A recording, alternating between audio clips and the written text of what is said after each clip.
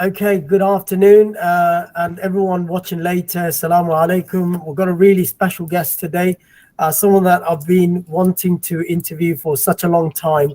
Uh, it's none other than Miss Raghda, and she happens to be our head of science as well. So she runs a department in the school, so she's very busy, and I really want to thank her for taking time out to actually come and to be part of this journey. Without further ado, I pass it on to you, and I really want to thank you and tell us about yourself. Well, everyone would like, and I'm sure you're such a famous person, everyone already knows you, but there are some people that probably don't know you. So tell us about yourself before you move on to the picture. Salam. Thank you, Sheikh Farhan, for having me. I think this is a really good idea for the school. It's a nice way to learn about everyone you work with. And thank you for that introduction. I'm flattered. Well, what was the first question you wanted to ask me again? Well, tell us about yourself. I mean, your journey to AIA, pretty much. Before starting at AIA, you probably know that, I've been one of the mums for the last 8 or 9 years, with my eldest being here at the school and now all three of my children at the school. So, I've known AIA a lot longer than me starting here. About myself. Okay, where do I start? I was born in Iraq. So I was born in Basra, which is south of Iraq, and I pretty much lived there until about the age of 8. Then we decided, or my family decided to leave, and we did a bit of traveling before we made it to Australia. I think I was about 10 when I made it to Sydney. And so pretty much born overseas, raised in Australia, and this is home. In between, so we left in 1994. We arrived here in 1997. I think in between I lived in Jordan for about a year or two, and then maybe Thailand for almost a year. So that's something people don't know about me. I actually lived in Thailand when I was 10. Well, do you know the Thai language? Yes and no. So obviously back then I knew a lot more. I think I can count till 10 now maybe, and I know some words, but Well, you could probably order a food there. I'm assuming. Not really. I won't try that one because I don't want to get the mild and chili stuff confused. But yeah, so like I said, I pretty much grew up here. I've done all my schooling here, my university and everything.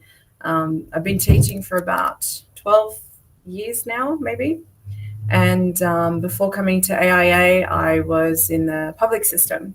And so I've had my fair share of public system, from really low socioeconomic schools to now making it to private school and an Islamic school. I've been at AIA for about 12 months almost. So next term, day 1 will be my official 12 months date. And I've really, really enjoyed being part of the community. It's a blessing to be surrounded by people, not only of your own faith, but within the same community, same kind of, thinking and pathway and direction. And being around my kids is even better. So other than cutting down on traffic, I think being around my children has been the best part. Well, that's great. Tell us about your photo. I mean, I'm assuming, because you said you got here by the age of 8, I'm assuming that's even older. It's actually more earlier than that. Yeah, I think in that picture I'm probably about Aiden's age, so maybe 5 or 6. I don't know. I don't really remember it being taken, but I know where it is. It's in the living room downstairs. The photo, I think, is downstairs living room, as you can tell by the poster, the wallpaper behind me. I don't know exactly what that wallpaper is a image of, but I think it's trees, a city somewhere, I don't know, but I'm going to guess that it's downstairs living room at my grandmother's house. I do look quite innocent there. Don't be fooled by the little twist in my hair and my dress. I don't think I had a very innocent childhood from memory. Well, thanks for overexposing yourself over there. Yeah, no, I think I don't know. That's what my parents used to tell me. We weren't very, very the quiet child in the family. So Well, from the parents, I mean, I've got another photo to share, so hopefully you can tell us about this photo as well. This is me and mum. So this is my mum. My mother got married at a very young age, at 18, and I think she had me by the time she was 21. So yeah, that's mum back there, and I think behind her is the good old Christmas tree that the Middle Eastern society likes to keep all year round. When they celebrate New Year's throughout the year, I think they celebrate New Year's, but it seems like every household had one of those. And again, you can see the wallpaper. It's the memories, they want to keep it going. It's the new year never ends. Yeah, it's a nice thing. But yeah, that's just me and mum at a very, very young age. No, that's good. Okay, that takes me to my first question, actually. What's something that you always wanted to learn? What's something that you would say that you always wanted to learn? Something I wanted to learn. I'm not saying you're a really learner person. I mean, to become a head of science, you definitely have the right education. But again, as humans, we always wanted to learn something. We always want to do something. And what's something that you always wanted to do or learn?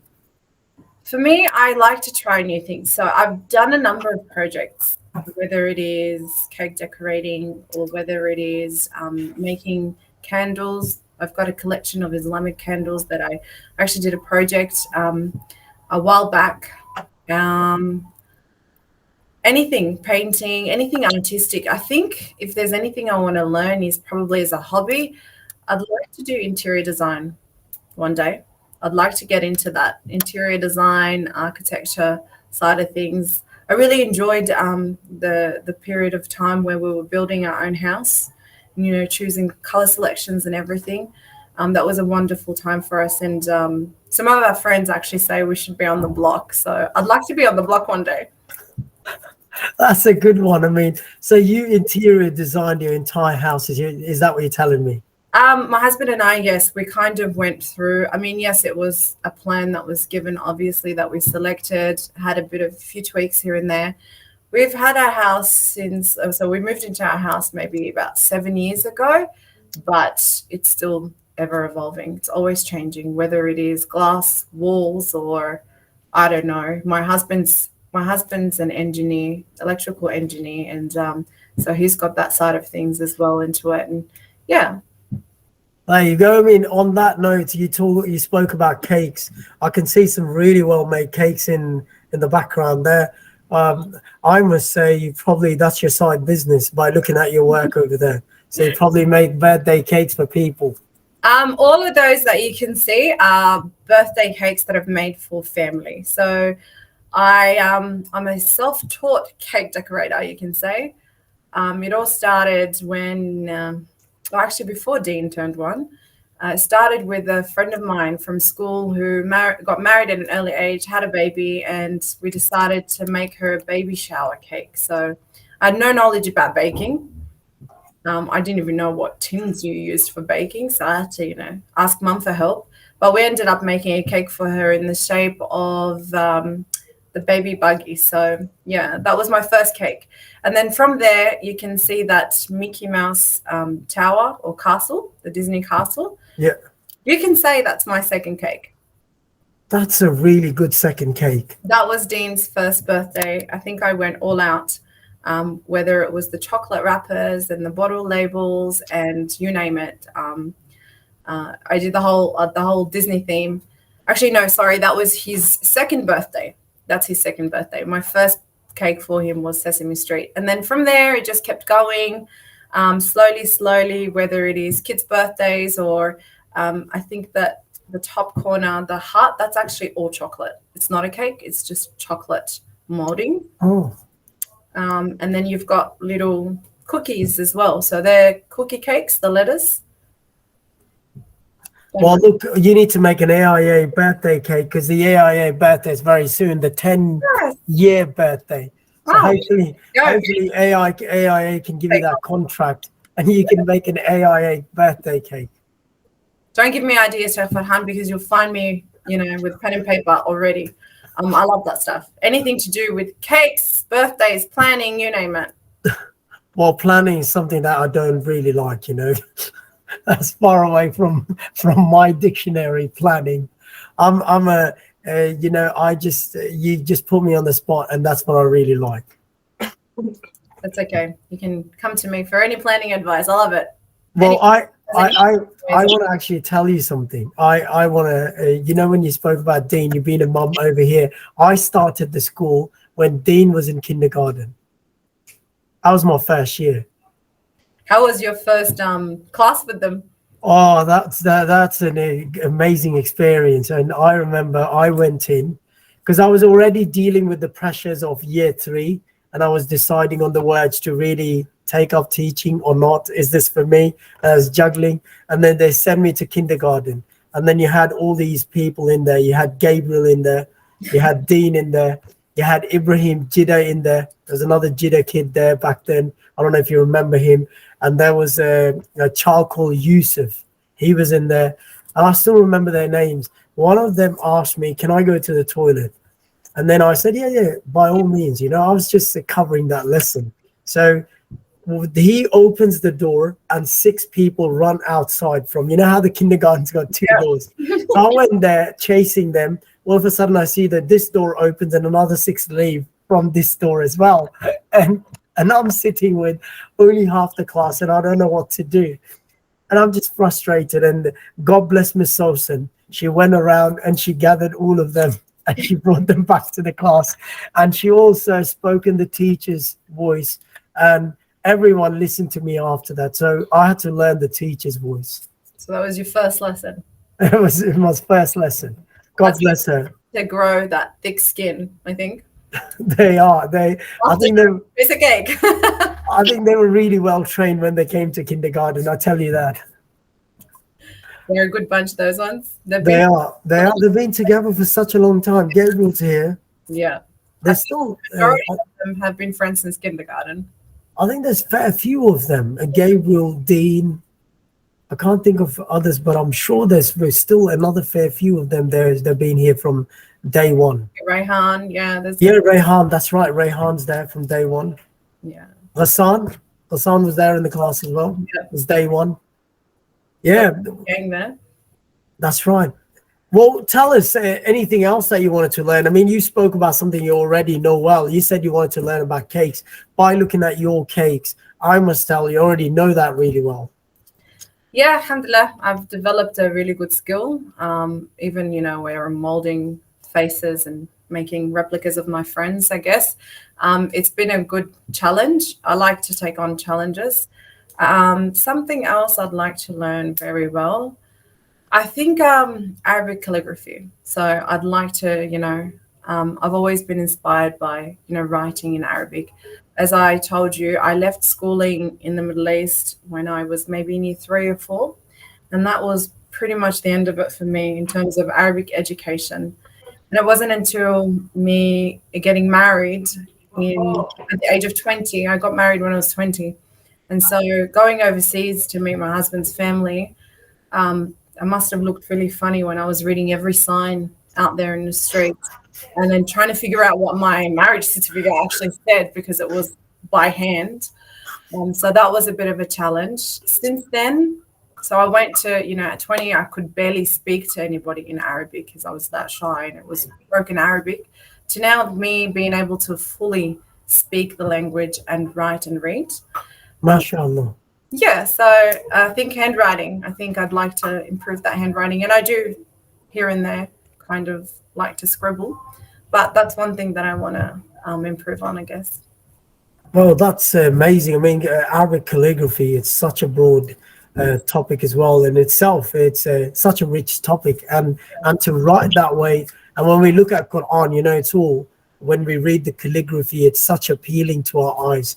And I want to make prayers for you. Hopefully you learn that soon. Thank you so much. Thank you. Well, tell us something that you know well. You've spoken about so many things today. And I must tell that you know so many things so well. But there's always things that you always say, okay, this is my forte. I know you're speaking about planning, but is there something you want to add that's something you know very well? What else do I know very well? Yeah, like I said, the cakes, And the planning and all that stuff, I know well. I don't know if I know it very well. There's always room to improve in anything. Um, Something that I know very well. I know how to just keep going. I think I don't sit. I'm a ticking time bomb. I'm always chasing the clock. So I think I can multitask very, very well, particularly at 6:45 a.m. when we're trying to, wake everybody up, make the beds, do lunches, get the kids ready, get myself ready, jump on in my car, and still manage to get a coffee before reaching to school, getting to school. So I think that's something I know, how to stay on my feet. Well, That's that's planning there. Also managing to get a coffee as well that's on a, the way. yeah, I think that's for everybody else's sake as well. Anything else you want to add to that? Not really. I don't Well, know. look, you're being slightly humble there. I mean, definitely, we know so many things. Yeah, and I tell you what, moms actually know so many things. They do, and they do dealing with their children and everything else they do in the background, which is not really celebrated. I'm sure there's so many things you know well. There's always room for improvement. The hardest question is asking someone what they know very well, I guess. It really makes you reflect upon yourself and your skills. But yeah, anything to do with creativity, I think I'm really good at that side. It must stem from, my genes. My grandmother and my auntie from my dad's side are both artists. I mean, Oh, my grandmother was a maths teacher and a principal back in the days. And she was also very, very creative. She painted, she was able to sew, she was into ceramics. And the same for my auntie. I think we've got teaching and art in our family. My auntie has her doctorates and her PhD in art, fine arts. So that's where that comes from. So I think we can definitely say being creative. so you've painted? I mean, that's my other question. Have you ever painted something? Have you ever made something? Yes, I have. For HSC, I did visual arts. And back then, 2003, I think, is when I finished Year 12. Back then, all the drama in the Middle East, the war and everything. So my piece was on, I had three pieces of artwork. One which was very, very heavy. It was sand, layers of sand actually stuck onto a canvas. It had pieces of the Iraqi flag, let's say, embedded in it, I guess, with all the headlines from the media at the time surrounding it. I also had another one which was a missile stand. The missile was a US missile with the British flag as the little bits of the missile. I don't know what they're called. And then on top of it, it was a puzzle. You know those little puzzles where you move the pieces and you. Yeah. Yes. I know what you're saying. And then my final one was something that resembles, the walkways where you are under the bridge near the stations where they usually used to paint up all the headlines, newspaper headlines, and it was all torn into pieces, and you can see layers and layers of outdated headlines about war. So it was pretty much surrounding the idea of what had happened to the Middle East, particularly in Iraq, and from the perspective of seeing it as a murder act. I guess that's what I called it. Not going to go into too much detail there. Another piece of artwork I did was, again, with Arabic calligraphy and trying to you embed Islamic artwork into the whole painting that I did. I still have it at home. It says La ilaha illallah Muhammad Rasulullah. I don't know the name of the font, but maybe I'll take a photo and show you one day. Well, then I can tell you the font, inshallah. Well, look, it's such an amazing story over there, which you spoke about HSC. Like, you brought your culture, you made your art speak for itself. Yeah. Look, as much as I call Australia home, and, I do see myself as an Australian, but I do also, hold onto my Iraqi roots very, very strongly. I did leave the country at the age of 8, like I said, so I don't really recall much, but it's really, something special for me. And I like, any soccer game that's got to do with the Iraqi community or any protests or anything, you'll see me up there front and center. I was at the last protest that was a few years back when they had all that, civil violence that was happening in their civil war in Iraq, and all the drama that unfolded. And just a few months ago when they had the Khaliji Cup, you would have seen me at 6 o'clock in the morning celebrating with everybody else in Fairfield. So, and I kind of have passed it on to my children as well. I think it's important that regardless of where we live and what nationality we, belong to, that we still hold on to our roots. Yeah, it's the origins. I mean, we always go back to that. Definitely. I mean, I want to ask you a question. I mean, maybe more sort of kind of a personal question. It is, we had a principal who was actually in Strathfield, Miss Mafaz. Yes. I don't know if you know her. She was a very nationalist lady as well, and she's very. I used to admire her. I mean, she was in all these groups as well. She used to highly speak about how the community, and she wants to work with that. And I do think she was on a political level as well. She was an activist on that level. I don't know about that side of Miss Mafaz, but yes, I do know who she is, and we're actually family. Well, there you go. Yes. There you go. Yes, she's my cousin's mother-in-law. Oh, so she's your cousin's mother-in-law. Okay. Yes. But no, I know her really well. I mean, yeah. I've crossed paths with her many times. Yeah. I think almost every Iraqi that you'll meet will have that. To them, definitely. No, that's good. All right. Tell me something surprising about you. You've actually really surprised me in this interview throughout. I don't think so we've left any surprising facts, but I'm sure there's something still there that you've kept it for the last moment to surprise me and the viewers later on. I don't think I have any more, to be honest. I think I've said it all, really. Yeah. If I think of something, I don't know. No, nothing. I am what you see pretty much all the time.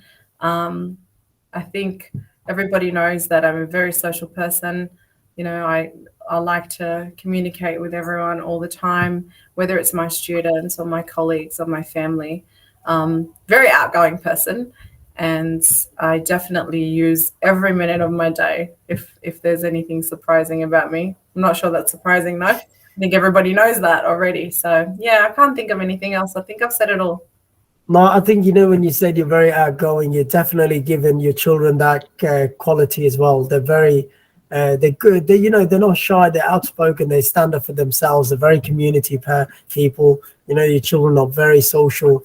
And I've actually happened to taught Dean twice in a row now, year 7 and year 8. And I can tell you he's a very social person, a very popular person as well. So definitely he takes that from the mom.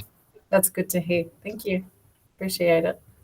Well, give us an advice. We've come to that point, and I can tell you what better person to receive advice. I mean, I admire you for even, the struggles that you had just last year, and made a lot of prayers for you. But at the same time, you're such a strong person who showed me how to be resilient in these times.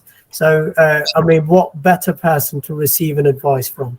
Tell us, give us some advice. Thank you so much for that. And thank you for all the support that, not only from yourself, but I think I've received so much support, and I really appreciate it. And that's what makes school a community, a family, I think. I guess for me in the last couple of months, in terms of what I've learned or everybody is that in our Islamic faith, we have a very, very special word. And for me, that word has really taken me to many levels. We all know that time doesn't stop for anybody, regardless of the struggles. And so for me, I think that that's my advice, is that always appreciate what we have, be thankful of what we have, regardless of what it is, and the word alhamdulillah. It's a good reminder, and I really do believe in gives you so much peace if you appreciate and that, test us in, inshallah, we've all passed that test. So yeah, that's that's my piece of advice. You will not score anything unless you're, God thinks that you're up for the test. So That's such profound words. I mean, they're so deep as well. And I really admire the advice that you gave me. And I'm sure that others will be listening to this advice later on, and they will say the same. Look, we've come to the fun part now. Not really fun for, I mean, definitely the person on the other side, but fun for me because I don't have to answer these questions. So I will actually take you to that fun part, and I'll give you all the time that you need in order to answer this question. So the next thing you'll be hearing is the sound of the quiz, and I'll be sitting back and looking at your reactions and see how you go. All right. So I'll mute my microphone, and the next sound that you'll be hearing is from that video directly. Let's give it a go. Number 5. Larry's father has 5 sons named 10, 20, 30, 40, and what's the name of his 5th son? Time is ticking.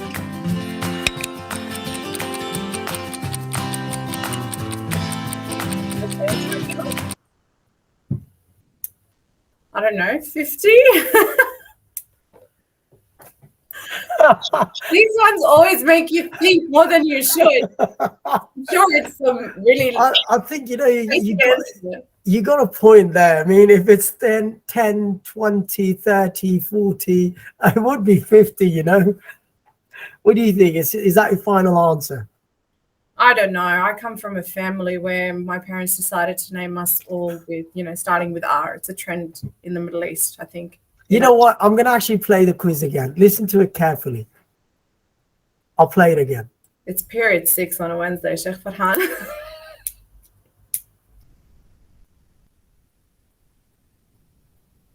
Question number 5. Larry's father has 5 sons named 10, 20, 30, 40, and what's the name of his 5th son? Time is ticking. Larry? Larry. That sounds like a very good answer there. Let's see if it is Larry, okay? The quiz was... All right, let's see if it's the right answer.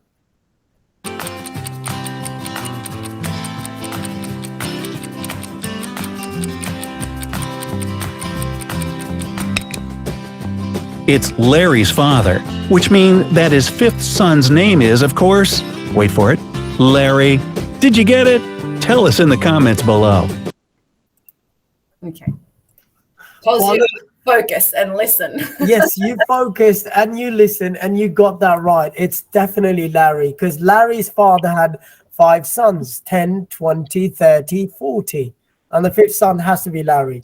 Oh, look, it was... I tend to overthink these questions because it's supposed to be a test, but that's right. People actually overthink. It's just very simple. Look, it was a blessing to actually speak to you today. It's not that I don't speak to you in the corridor every day, but it was a pleasure to actually share your life with other people that be watching later. Look, thanks a lot for your time and some great pieces of advice. And I do know now what your great skills are. Hopefully you can bake a school cake next time and decorate it for us. Look, thank you so much for your time and have a great day. Thank you so much for having me, Sheikh Farhan. It's been my pleasure to, be part of this. And like I said, this is such a great initiative that you do. It just holds the skill community and makes us learn about the people we're with. So thank you. Thank you. You have a good one. See ya. Please make your way to the school. Ms. Hajjaj, please make your way to the school. Thank you. We are going to have these roadblocks, so don't worry. I mean, let's start with the photo again, and I'll edit that later. That's okay.